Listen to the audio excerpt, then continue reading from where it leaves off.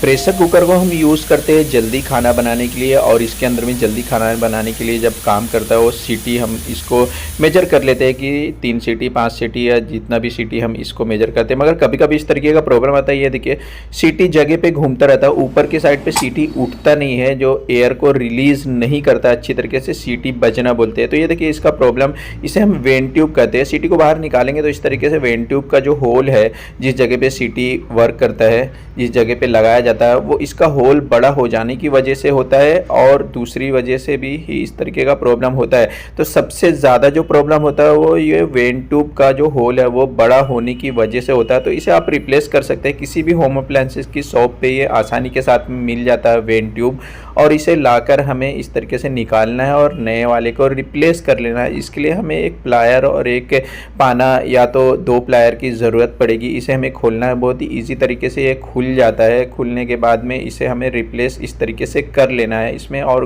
कोई सा भी इसमें रिपेयर करने की और ज़रूरत नहीं पड़ती, बस इसे हमें रिप्लेस ही करना पड़ता है। देखिए इस तरीके से हम रिप्लेस कर लेंगे अच्छी तरीके से, प्लायर से दोनों साइड पे पकड़ के इस तरीके से टाइट कर लेंगे, और इसका जो वेंट ट्यूब है वो रिप्लेस हो जाएगा। तो इस तरीके का प्रॉब्लम सॉल्व हो जाता है।